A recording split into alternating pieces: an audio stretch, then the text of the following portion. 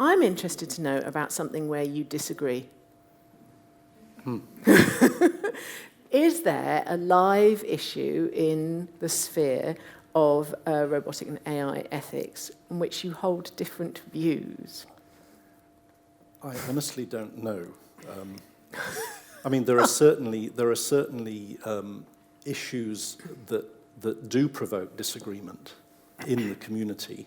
One issue, and I really don't know what Raja's view is on this, but one issue is around whether we should make humanoid or android robots at all. My own view is that we should not. My own view is that to even build humanoid robots is unethical. Why? Why? Because they're a deception, for exactly the reason that Raja explained. We can build extraordinary lifelike bodies, but we cannot build the brains to match. So there's a mismatch between, as it were, your expectation of the robot's behavior from its appearance, which can be very lifelike indeed, and its actual behavior. And we won't have human equivalent artificial intelligence, in my view, for hundreds of years, despite what you might read in the papers. Now, I don't know whether Roger, where do you also stand takes on a humanoid robots? No, That's interesting. I totally agree. There you go. I could add that we are naturally leaning to anthropomorphize everything. As soon as anything looks like a living or human-like thing, we project life into it. And so you can take any toy, for example. If it really moves like an animal, you will project more in it than it has. What is the consequence when we do build robots, machines, which are really designed to completely look like human? We are going to confuse humans and robots. The problem is that we are going to confuse humans with machines. What is a human being? What are we? That's the question. I mean, the deep question is about a human identity. And if you can, as it was shown in the video, you can really be not very gentle against the machine. So this is a machine, right? Okay. Now I'm going to hit it. Is anyone shocked? No. If this looked like a small child, but it has exactly the same ingredients. It's a camera, it has a computer, the shape changes, period. Everyone is going to be shocked, right? So the question is, why are we doing this? And I agree with Alan that we probably shouldn't. This is a deception. If there are any scientific reasons to build such systems so that, for example, we better understand humans, okay, but it can be bounded in this kind of research, but not to get such machines out in the wild. That I think should not be something that goes without reflection, a decision made by society, actually. So that's probably a good way into a bit more of a discussion of, you both flagged that you're involved in the attempts to develop standards and a framework. How is that going? Question one. And two, are there any analogies? Has anything similar, you mentioned Wi-Fi standards, but are there analogies? I was, again, says more about me than it does about you, but I was thinking always of things like chemical weapons, something designed for one thing gets used for another thing. So are you drawing upon successful attempts to do such standards elsewhere to inform this journey that you're on, to try to contextualize within a kind of an ethical and moral framework the process of research and development in this sphere? That's a really hard question. So I was at a meeting a few weeks ago at the Royal Society on narratives in AI, and the interesting thing we did there was that we looked at disruptive technologies over the past 50 years, and in a sense the way that there was a failure of ethics. Atomic weapons or nuclear weapons, GM food, and climate change. And in a sense, I think what we're trying to do, Raja, is not make the mistake of, clearly there were voices, there were strong voices at the start of the emergence of GM foods, of nuclear, of atomic energy. There were voices of reason who said, we need to be very cautious. But there were no systematic. Of course, notwithstanding things like arms limitation treaties, but those were really prompted by, geopolitical events like the Cold War. We're going off topic here, but the point is that there were no, as it were, proactive, community-wide, ground-up efforts to develop ethical approaches in those disruptive technologies. So I think what we're trying to do is perhaps something. I'm not sure, Raja, if there are any parallels. Oh yes, I think there are. Oh, good. But there is a big difference, actually, because most of the technologies that actually prompted some ethical reactions were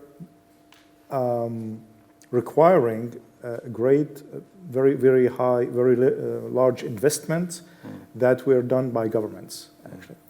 Today, with AI and autonomous systems, any startup company can do almost anything they want and bring to the market a system which is unethical. So which brings me to the question I had. So if my 8-year-old son is requesting a drone for his 9th birthday, are you guys shutting the door after the horse has bolted? So how the process that you're going through of trying to develop standards for the forward movement of research, is it going to happen fast enough? That's a very good question.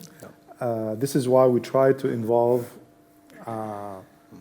companies as well as researchers, academia, and also decision makers, governments, members of parliament in this process. Because really it should be addressed widely by all stakeholders and of course users, people. And reaching a consensus is very tough, but I think that's the way to go.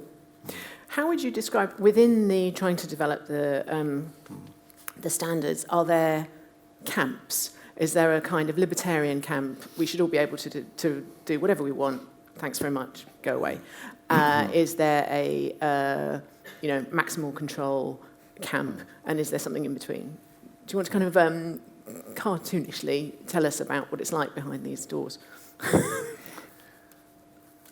Well, perhaps it's worth saying that there are no closed doors. Our effort is completely transparent. It's an open effort. In fact, it's a volunteer effort. So anybody, who thinks they can contribute is welcome. Clearly there are differences within. We met in fact just a couple of weeks ago in the US, and there are differences, but they tend to be differences not of profound kind of, as it were, political values, but more of what does it mean when we say that a robot or an AI should always respect human rights? Does that mean the same to a Chinese AI colleague as it does to a Western AI colleague? So it's those kinds of I would say, if anything, it's cultural differences that fascinatingly come to the fore, because clearly the ethics, the standards that we're working on need to be global. and need to address and cater for the kind of cultural plurality of the world. Which comes back to your point plurality. about it's about the ethics of the designers. Absolutely. Yeah, Absolutely. And I truly think that this is, building consensus intercultural is not always easy, but we have to approach it this way. And as you said, there are maybe people who are more libertarian and so on. Of course, and they might say, though your standards or your suggestions are just harming innovation, we are not doing this actually, because when you consider moral values, when you consider human rights, you consider human well-being, it becomes an added value to the device you want to sell. If you have two devices, and on this one it says nothing, and on this one it says ethics inside, which one would you prefer? Maybe it would be a little bit, more expensive, but still it's not going to leak your data or whatever. Yeah. So,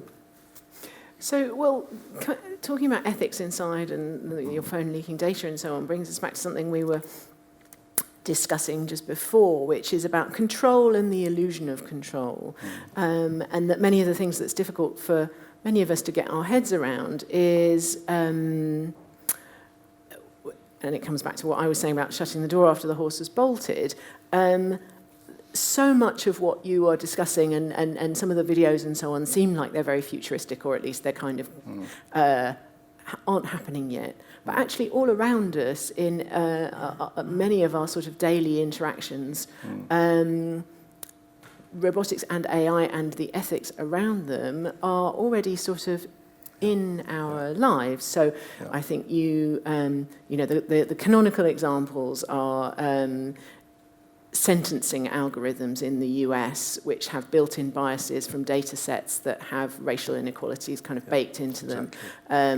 Amazon not delivering into certain postcodes because, again, baked-in bias in the data that goes in. My search screen is very different from your search screen on Google. So maybe they don't fall under the robot definition that you put up because it's not something embodied in the world, but it certainly falls under sort of algorithmic ethics. So I suppose I wondered if you wanted to unpack a bit the control and the illusion of control and how that feeds into what we're prepared to accept societally. Well, I think you're right to raise this, Sarah. I mean, we need to have this kind of public discourse because, we all need to understand, what's at stake here. The fact is that we've sleepwalked, if sleepwalked, is that the right way to say it, into a kind of Faustian pact, as it were, with the big internet companies. They give us cool stuff, which is very cool indeed, but in return we give them our data. And now we realize that data is extremely valuable, and that's what's made those companies so wealthy and so powerful. And I wouldn't mind so much if they were clearer, if we were able to understand very clearly what data we are giving away, if it were made transparent. In other words, I think there's a lack of transparency in those AI systems. And coming back to a point you made earlier, Sarah, about has the horse bolted? Is it too late? In a way, it is, because if you buy a drone for your 8-year-old, the control system in that drone has not been certified as safe. I can guarantee it will not have been certified as safe. There are driverless cars driving around right now in the UK perfectly legally, and the autopilot in those driverless cars has not been certified as safe. Now, that may shock you, but it's true. I mean, I'm sure the manufacturers would argue that they have, in fact, made sure it's safe, but it's not been certified against a publicly published agreed, nationally or internationally agreed standard. So Raja, if I wanted to go to the shop 5 years hence and buy one that had the kite mark on it saying ethics inside, what would be inside? It will be the fact that it complies with the standards, for example, that we are trying to build. Which would which means the following. Yeah. Let me just give you an example. Developing a standard is a long process, but the point is to involve stakeholders, to really have all stakeholders express what they want or what they fear or what they don't want, and to really examine what are the values. The word values is very important here. What are the values that this device is going to contradict or to reflect or to comply with? If we don't start by asking this question of value, it will never be there in the device. So that's the first point. The first point is to identify those values that we want the device to respect. And then we can come up with means to respect those values and to implement systems that actually comply with those values. And then you can say ethic inside because, well, this device is not going to fly in zones where it might endanger people's privacy. Privacy might be a value. I mean, maybe some people think it isn't, and maybe some people think it is. So we can arrive to a conclusion. Is it or not? But if it is, then we can program the system so that it respects this value. Can I make an important additional point, which is about gender? I think, for me, one of the biggest ethical problems we have in AI is that it's almost all designed, envisioned and designed by men. In fact, not just any men, but young, typically white, often libertarian, to come back to that. Like us. Clearly, yes. And the problem that we have, therefore, Sarah, is that we have an entire generation, a plethora of AI systems that, in a sense, implicitly embody male, in fact, Western male values. And that is a disaster as far as I'm concerned. It's a disaster because half the world's population, their values are not represented simply because they were not part of the process of envisioning and then designing and implementing those systems. Are there any fun natural experiments or kind of real-world controls in as much as are there any laboratories that are dominated by females from an entirely different culture and they're creating quite different things?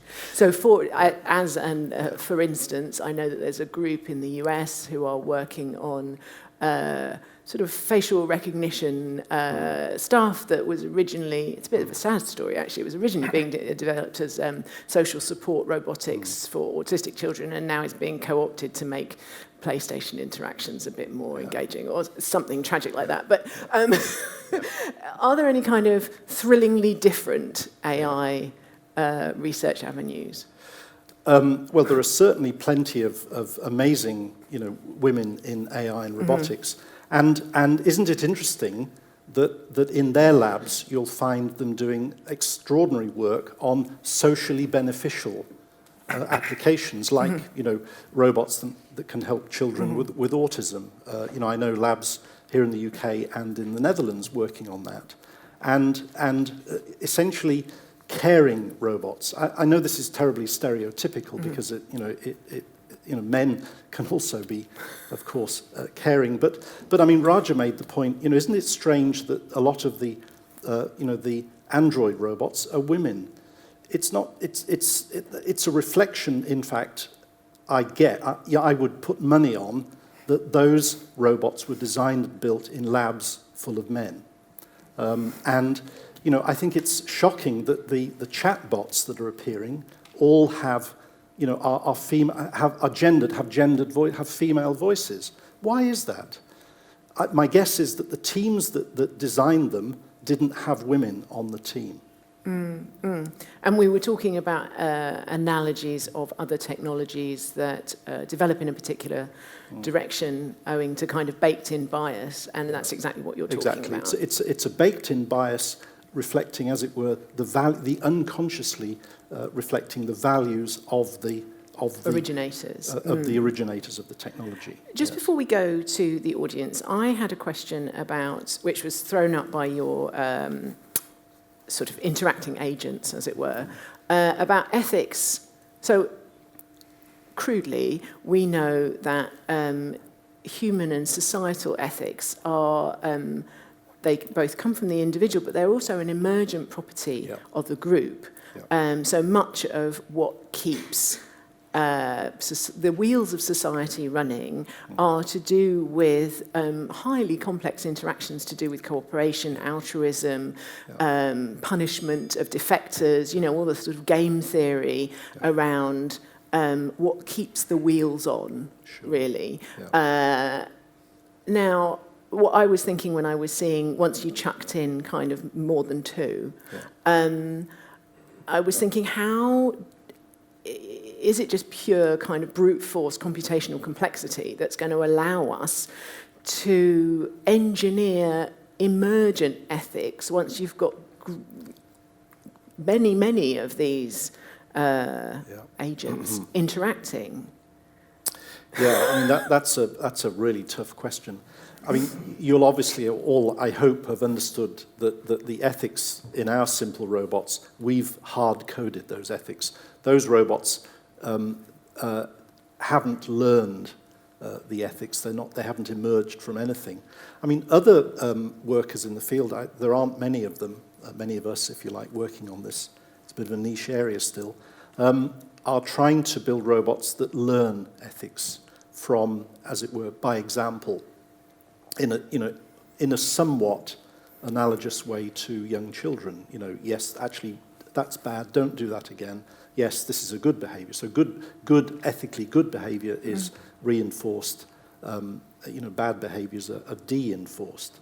But I think my own view is that if we do build ethical machines in the future, if we choose to go down that route, which is still an open question, I think,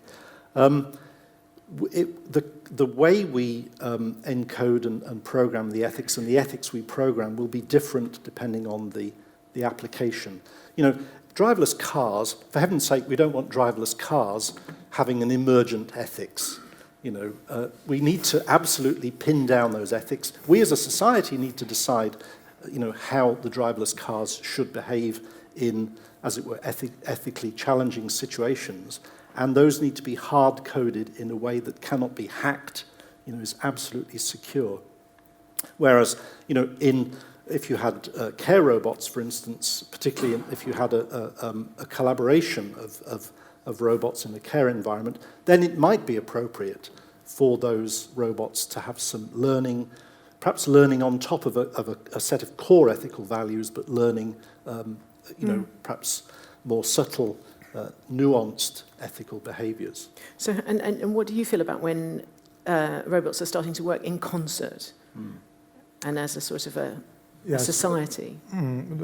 Probably the fear here is emergent behavior. Yes. That's the point. And there are actually theories about how can new behavior emerge from very simple behaviors of many interacting robots, like fish schools, for example. And there are mathematical models. A lot of things here cannot really be predicted because of uncertainties, because of chaotic equations governing the system. So again, I mean, if you want actually to build such a swarm robots doing something, for example, cleaning the room, I think it's okay. And probably if the, it's called also value function, is to clean the room completely, they will emerge a behavior that is efficient for that, or for exploring Mars or the moon. If we want to address military context with the swarm robots. This becomes more debatable. Yeah. So again, it depends on the application. It's very interesting to work on this area and to understand what's happening. And then it's about, again, setting bounds and limits to which area we can apply this to or not. It's similar to other domains like chemistry or nuclear energy. Or I think we should allow our audience to get involved in the conversation. There will be microphones coming. Please wait for one.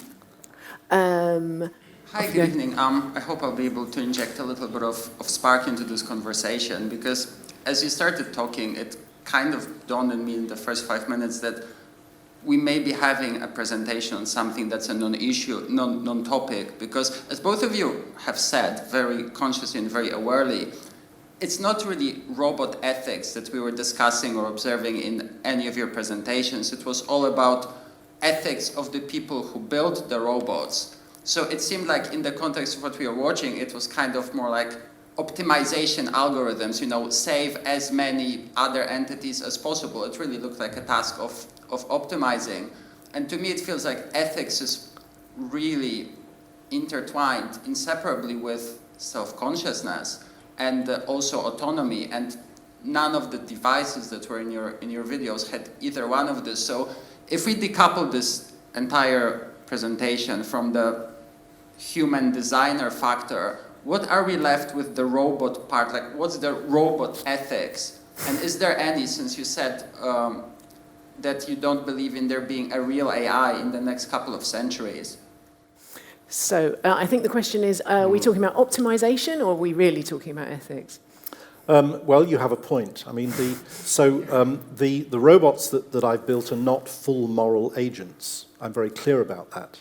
You know, the only full moral agents that we know of are, you know, some, not all, but all in this room, I'm sure, adult human beings.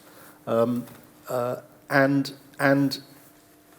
I think it's, you know, really in the realm of science fiction that we could imagine that, you know, building robots that have full moral agency in the sense that you and I do. But I still think there is extraordinary value in building these simple moral agents because you know, they might have real-world utility, but also more than that. One of the reasons I do robotics is because robots are a kind of working model of little bits of life and intelligence.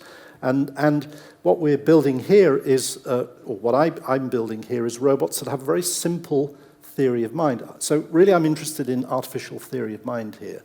So it's a kind of, if you like, a microscope for studying a little piece of natural intelligence. So Roger, do you think robot consciousness is never coming or going to come or hundreds of years off? I think that's one of the things that was being asked. the short answer is I don't know. And the longer answer is we are prisoners of the language we use. And our language is designed to exchange, to discuss, to understand concepts that exist in humans. But we project this on machines. So if the universal Turing machine is actually a good model of the brain, then it means that all brain processes, including consciousness, might be emulated or simulated in machines. We don't know how, but it could be possible. And eventually, I mean, I'm not saying it's going to be possible today. And a lot of research, actually, we do some research in my lab about this to try to define what is consciousness, self-consciousness, what is phenomenal consciousness versus a self-awareness of the system. Those are not simple concepts, and again, we are prisoners of our language, and therefore, saying that it's not a real problem because since the robots are not self-conscious, then we are not speaking about real ethics. Okay, I agree in the philosophical sense. But that's the point. We are trying to understand if machines can do that, meaning computers, meaning systems that are based on a computational model, and trying to emulate what happens in the brain. Yeah. But, I mean, sorry, if I can just add, I mean, ethics is as ethics does. You know, ethics express themselves as behavior, and if we can build artificial machines that demonstrate ethical behavior, why isn't that ethical behavior, even though, as it were, the machine is not self-conscious? Sorry, Sarah. Yes, the gent with the... Okay. So first of all, thanks for the interesting presentation. I think in summary, we can say that to be able to define ethics, we need to do lots of research. And to be able to do that research, we need lots of funding. And that funding needs to come from governments or different corporations. In terms of corporations, I think their main interest is probably, at this stage, is not on ethics, because it's probably financial. When it comes to governments, you have some governments that they are supporting ethical aspects, and they invest in that in future, but there are loads of other governments that they won't. So do you think that in future we will have ethical robots, unethical robots, or good and bad robots? And I think we can all imagine what's going to happen to the world then. Roger, do you want to take that first? Yes, actually, because the conversation has evolved and is widespread, the big companies, the Big Four and others, became really aware about those issues and formed an alliance, actually, to address ethical concerns. We'll see what comes up from it, but they, in their narrative, actually, they really claim that they want to address and take into account ethical issues. There have been a meeting a couple of weeks ago in Geneva called AI for Good Summit. It was international, UN countries and so on, people discussing about issues related to ethical considerations and AI and so on. So governments or the UN specifically is also a part of the game. So this is really becoming widespread, and I can tell you, for example, that in France, our funding agency, the National Funding Agency, in its calls for proposals, mentions explicitly developing ethical systems. So it's coming to a reality, actually, that there is an awareness about the importance of those topics. That's very promising. Let's take... So I guess the question is, if we were able, as you were saying, to perfectly emulate the human brain, like scientifically or algorithmically, do you think at that point there remains any tangible distinction between human and robot in the sense of like sentience and consciousness? And also, if that ever does happen, what are your opinions on, like, should they be ascribed human rights? At that point, is it like the equivalent of murder to deactivate a robot, for example? Lovely question, thank you. Yeah. Gosh, okay. Well, I mean, there's this wonderful thought experiment that goes that if you were to take a real human brain and replace each neuron, by an artificial neuron one by one, at what point does that stop being human and become machine? You're right in the end that if we were to be able to perfectly emulate, and that means either build an artificial brain or download, as it were, somehow the appropriate bits, the connectome perhaps, but I think that's oversimplifying things, to a massive computer and run it, then sure, you've really closed, as it were, the boundary between human and machine. But those things are profoundly difficult, far more difficult than I think we imagine they are. So I'm involved in the Human Brain Project, the EU, this huge EU Human Brain Project, whose ultimate goal is to simulate the human brain, except that we won't. I mean, it's just too difficult. Don't tell your grant giver. We'll learn, well, I mean, they know that already. I mean, we'll learn lots of good science on the way. I should disclose that my involvement is on the ethics board because there are clearly ethical implications for doing such things. You know, when you emulate even little parts of brains, how do you know that that little bit of brain isn't experiencing pain, for instance, that little bit of emulated brain? Well, you don't. So, you know, one has to be extraordinarily careful with such work. This is a very profound question. It has it raises many issues. Let me take first one. This is actually the essence of the Turing test. Yeah. If you cannot distinguish a machine from a human being, then we have achieved AI. Of course, his test was quite specific, but that's the point. His point is we cannot prove that we have achieved AI unless it behaves really in a similar manner to human beings and cannot be distinguished. So how do you know that I'm not an AI built in my lab and that I'm not a human being actually? There's no answer to this question, I hope.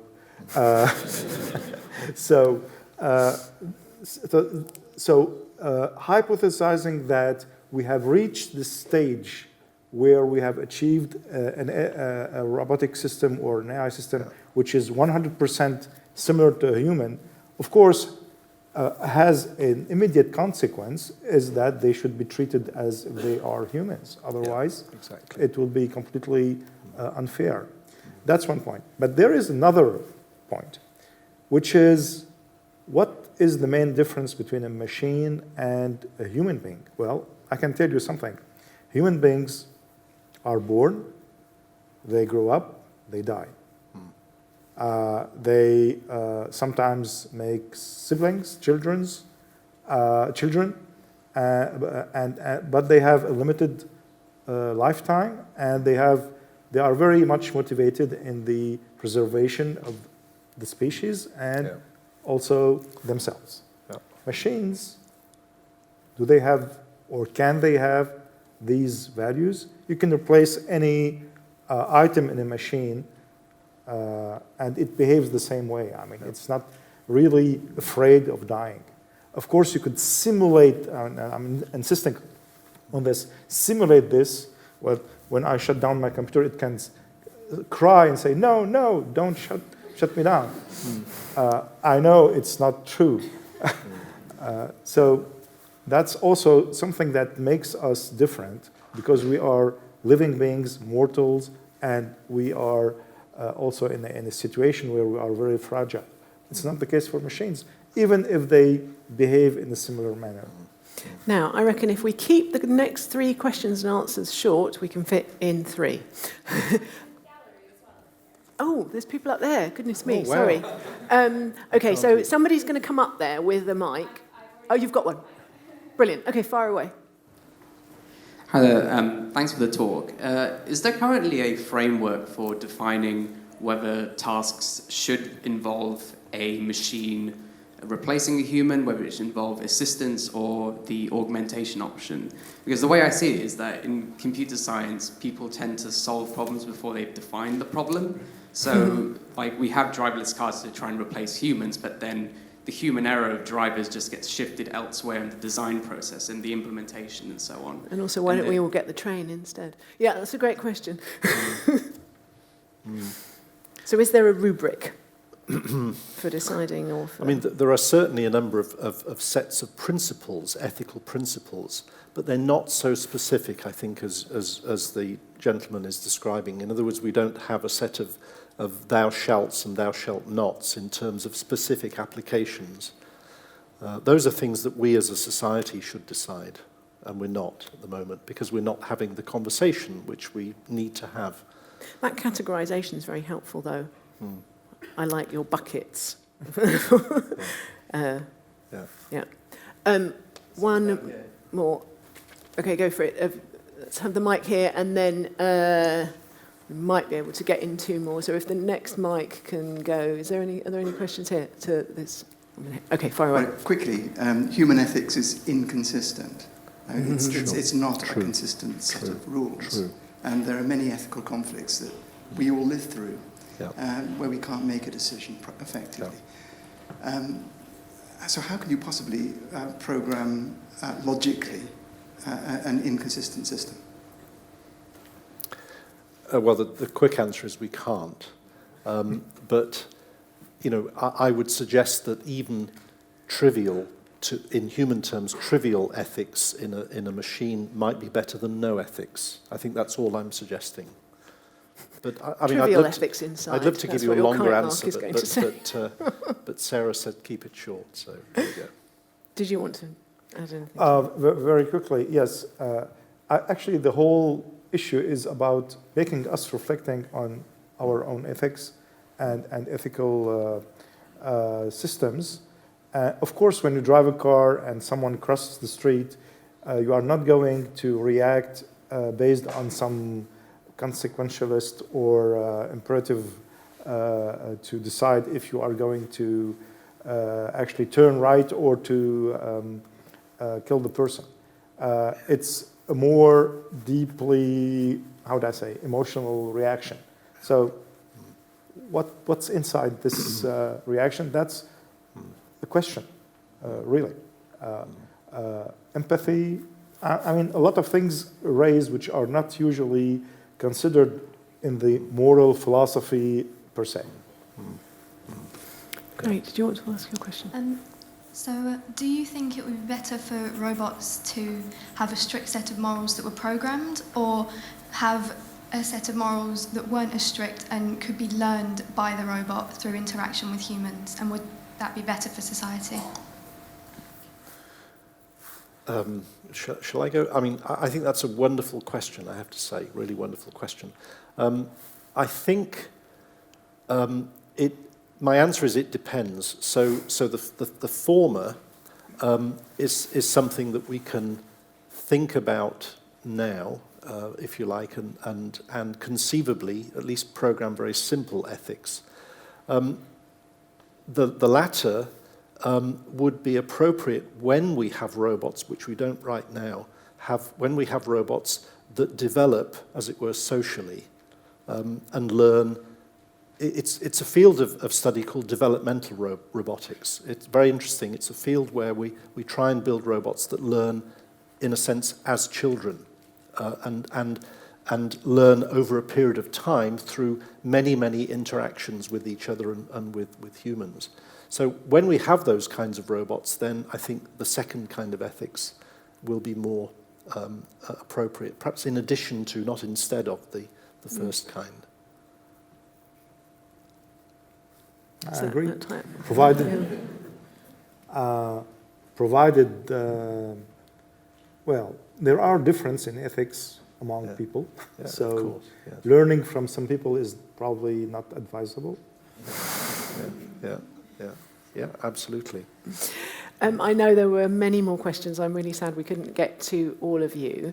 I just wanted to give you a sort of last opportunity, both of you, to, if there's anything you sort of want to leave in the audience's mind.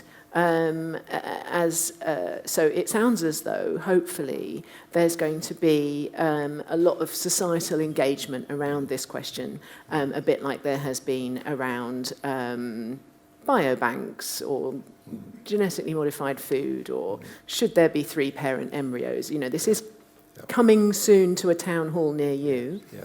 So in that context, what would you like people to be sort of mulling and considering what their own position is in this realm? After you, right? No. Well, my advice is I think that's a really good thing you finished on. Think about these issues. Read and if you're really motivated, get involved in initiatives such as the IEEE initiative that Raja leads. But do more than that. If you're worried about the lack of, for instance, safety certification or regulation, as I am, then write to your MP. We have a dreadful kind of lack of engagement, not complete lack of engagement, I have to say, fortunately, but nevertheless, a lack of, if you like, bottom-up engagement, in the sense that if, the more of us that tell our MPs that we're worried about these issues, the more they'll take note and raise them in Parliament. Yes, I would say, as I mentioned earlier, doing research on robots is actually about understanding human beings more. Yeah. And I think all the issues that we are raising are actually not just about ethics in machines and so on. Yeah. It's about the society that we want to live in. So sorry to be so solemn, but for example, when we speak about jobs taken away maybe by AI or robots, but we don't think about new jobs that can be created. It's much more difficult to do that. But what appears is that indeed we are more productive, producing value with machines and so on. So should we consider, for example, just that people who are whose jobs are being modified completely by robots, that, well, that's fine, it's our society? Or should we reflect on the values of our societies in terms, for example, of work time, universal basic income, all such things that come in because technology, it's not just robotics and AI, because technology is so much advancing.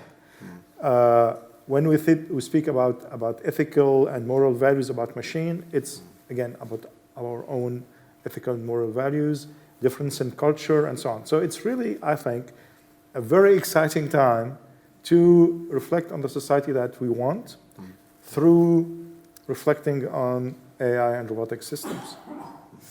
Well, all that remains is for us to thank our two fascinating speakers for a really, really interesting and engaging evening, and thank you for your attention. So, Professor Alan Winfield, Professor Raja Chatila, thank you so much. That was fascinating.